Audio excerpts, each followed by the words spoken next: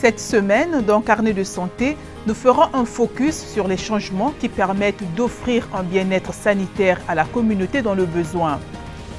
Nous suivrons un promoteur de la santé communautaire qui explique comment gérer les communautés lorsqu'on dispense une éducation en matière de santé. Puis, nous verrons comment une femme congolaise sauve les jeunes mères des factures de maternité impayées. Enfin, nous découvrirons la première maison de retraite qui a ouvert ses portes en Côte d'Ivoire. Tout cela et bien plus encore, c'est dans cette édition de Carnet de santé.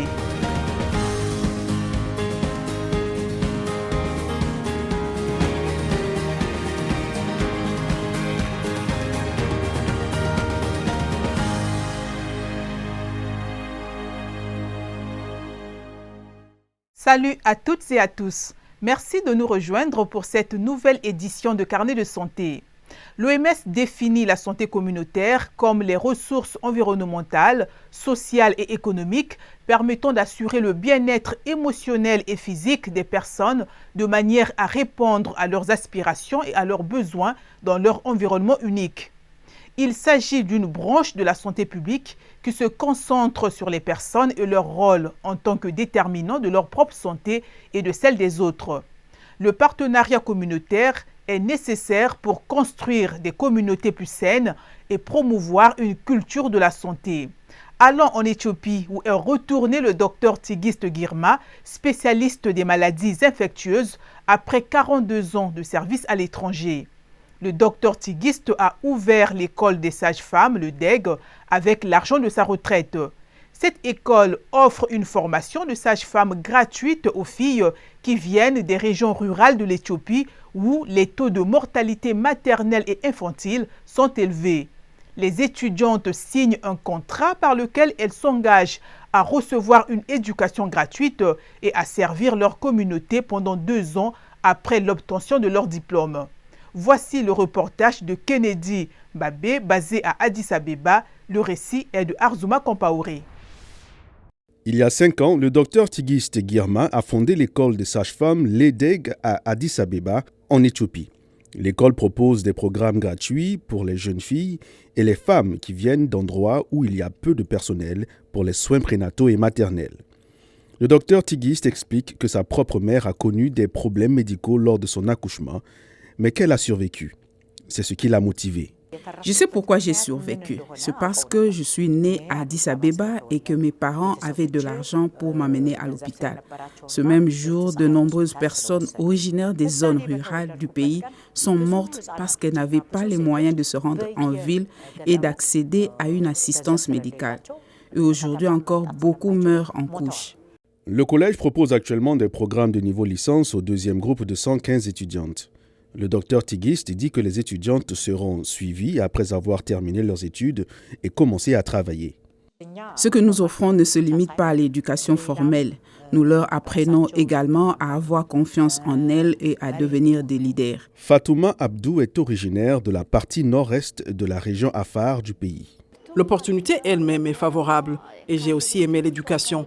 Une fois que j'aurai terminé cette formation, je veux servir la communauté Afar non éduquée qui m'en a donné l'opportunité. Chegitou Asemamawe, une étudiante originaire de la zone de South Omo, dans la région du Sud, explique qu'au cours de ses études, elle a également acquis de l'expérience et des connaissances sur la force et la persévérance des femmes. Dans ma région ou dans le village d'où je viens, je ne savais pas que les femmes pouvaient faire cela, ouvrir un hôpital et un collège. Je pensais que les femmes devaient toujours dépendre des hommes. Mais maintenant, j'ai appris que les femmes peuvent planifier et réaliser ce qu'elles veulent. La philanthrope, le docteur Tigist, qui gère actuellement le collège avec ses propres fonds et le soutien d'amis et de donateurs, a récemment ouvert un centre médical pour les mères et les enfants dans le même bâtiment. L'objectif de l'hôpital est de maintenir l'indépendance du collège et de fournir des services à la communauté à faible coût. Quels sont les enjeux de l'engagement communautaire sur la santé et le bien-être en cohérence avec notre vie quotidienne? Pour en savoir plus, voici Acha Hassan de Nairobi. Elle est promotrice de la santé communautaire et travaille avec les habitants de Kibera, un des bidonvilles de Nairobi au Kenya.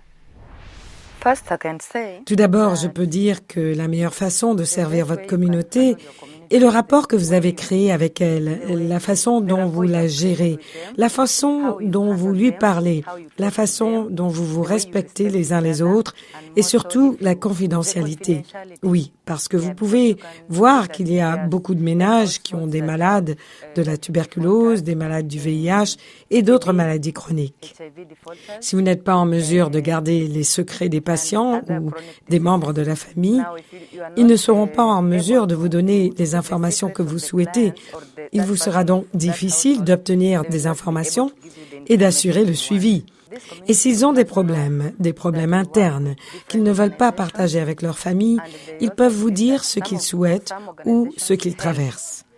Tout d'abord, les membres de la communauté savent que nous travaillons avec différentes organisations et ils sont convaincus que certaines d'entre elles les aident beaucoup.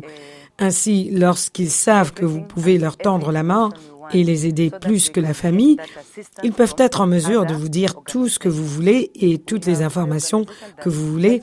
Et nous avons une organisation qui aide les personnes séropositives et les patients atteints de la tuberculose. Elle leur donne de la nourriture, s'assure qu'ils ont des médicaments et ils doivent pouvoir les prendre couramment. Ainsi, lorsque le bénéficiaire sait qu'il peut obtenir cette aide, il peut être disposé à vous donner les informations que vous souhaitez. La tradition est venue nous rendre la tâche difficile, car beaucoup de gens croient en leur culture. Certains croient qu'en allant à l'hôpital, on meurt. Vous ne reviendrez pas vivant à la maison. D'autres croient que lorsque vous allez à l'hôpital, vous serez peut-être admis et que vous n'aurez peut-être pas l'argent nécessaire. Certains pensent qu'il vaut mieux rester à la maison et consommer les remèdes traditionnels. Même les enfants de moins de 5 ans. Les enfants ne reçoivent pas les vaccins qu'ils sont censés recevoir. Et même si vous les forcez, ils n'emmènent pas les enfants se faire vacciner.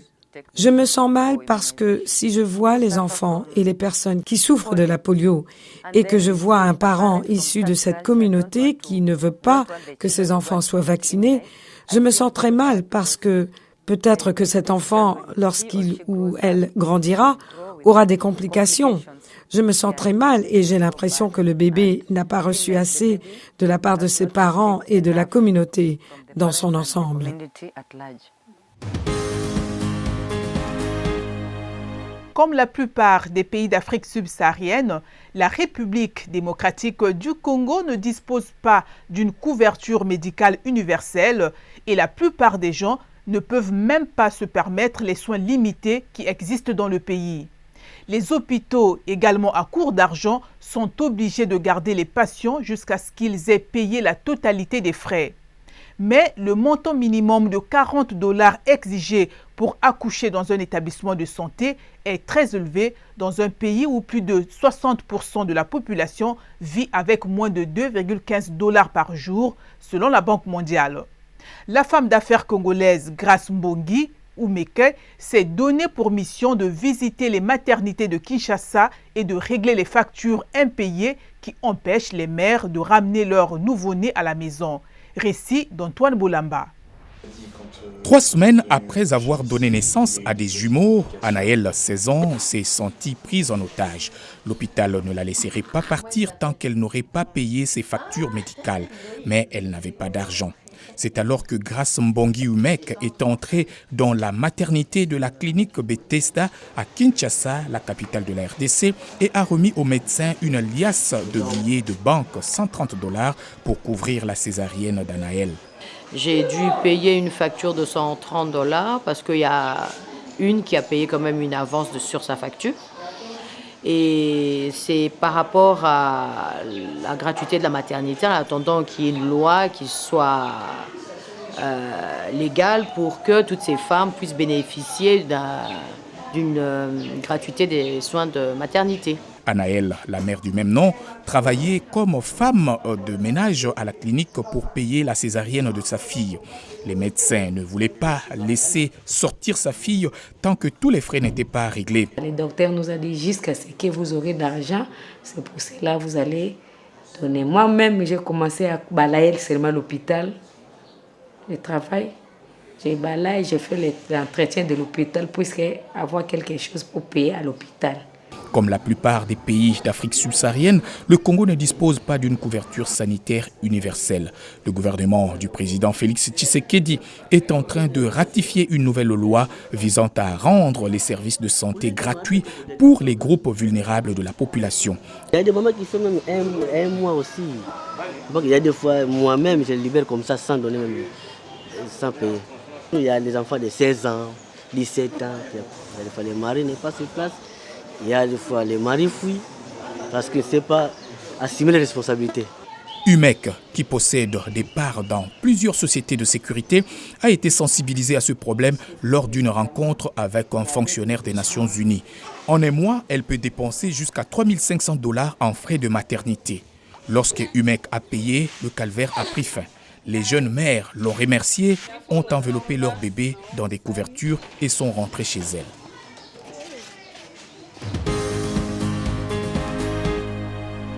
En Côte d'Ivoire, la première maison de retraite a ouvert ses portes en septembre. Quelques mois plus tard, l'établissement privé n'a toujours pas de pensionnaires dans un pays où les personnes âgées comptent traditionnellement sur les membres de leur famille pour prendre soin d'elles. Voici le récit de Dini Niwa. Située dans la banlieue d'Abidjan, à Bingerville, cette maison rénovée et spacieuse, équipée de 7 lits adaptés et d'un personnel formé à la gériatrie, attend toujours ses futurs locataires. Ce qui empêche les personnes qui nous appellent de venir à la maison de repos, c'est la peur du jugement. Ils ont peur des regards des autres. Qu'est-ce que mes amis diront? Qu'est-ce que la famille va penser? En fait, c'est un peu ça le problème. Une solidarité mécanique, selon Arnaud Dayoro, sociologue et spécialiste du vieillissement, dans un pays où, comme ailleurs en Afrique, le respect des aînés est une base fondamentale des relations sociales. Durant leur parcours de vie, durant leur parcours professionnel, ils n'ont pas toujours vécu éloignés des membres de la famille. Donc aujourd'hui, à un moment où ils ont beaucoup plus besoin des membres de leur famille, leur demander de se retirer, d'aller plus loin, paraît pour eux quelque chose de nouveau et difficile. À Atekoubé, un quartier populaire de l'ouest d'Abidjan, 2 colocataires retraités, assis à l'ombre d'un arbre, discutent de leur vieillesse dans leur cour ensoleillée. Quand tu as fait les enfants là, il doit te regarder. Jusqu'à le jour où tu vas partir là. La fille d'Atakwame, Emma Kofi, s'occupe quotidiennement des 2 vieilles dames depuis 8 mois. C'est fatigant, parfois même tout t'énerve. Parfois, quand elle fait, je la laisse dans la maison, je dis je suis fatiguée. Je la laisse, je sors. Et puis après un moment, je retourne le faire. Ta conscience te dit c'est ta maman après tout. Parfois même je dois voyager mais je ne peux pas. Je suis obligée de rester à cause de ces médicaments. Parce qu'elle ne prend pas sur 2 jours, elle peut faire sa crise. Donc je me prive de beaucoup de choses à cause d'elle. Mais la cohabitation fonctionne pour Henriette Bian, 74 ans. Elle vit avec l'une de ses filles et reçoit régulièrement la visite de membres de sa famille. Quand je suis avec mes enfants, ça me plaît. Si là-bas aussi, c'est bien. Mais ça dépend. Vous-même, vous savez. Ça dépend les lieux où, comment ils vont te traiter. S'ils ne vont pas te taper sur les fesses, bon, va là-bas. Pourquoi tu manges comme ça? Toujours elle fait ça. Oh, à la maison, elle dit, maman, tu veux quoi? Il y a quoi? Pourquoi tu es couché depuis là? C'est ça qui va venir s'arrêter. Tu dois encore. On vous dit toujours à 7 ans, il faut être là. Et puis toi, tu es là. Pourquoi? Oh, viens là, comme ça. Le gouvernement a lancé un programme en 2021 pour fournir une assistance financière et sanitaire à quelques 200 000 personnes âgées, soit un tiers des plus de 65 ans du pays, qui ne représentent que 2% de la population selon la Banque mondiale. En Côte d'Ivoire, l'espérance de vie est de 57 ans pour les hommes et de 60 ans pour les femmes. Mais cette maison de retraite n'est accessible qu'à une minorité aisée de la population ivoirienne. Un séjour d'une journée coûte 35 000 francs CFA, soit environ 57 $ américains, la moitié du salaire mensuel minimum. C'est tout pour aujourd'hui. Merci d'avoir suivi Carnet de santé. Pour les dernières nouvelles et nos reportages sur la santé, restez connectés à la Voix de l'Amérique sur voaafrique.com. D'ici à la prochaine fois, restez en bonne santé et efforcez-vous de faire de chaque jour un jour sain.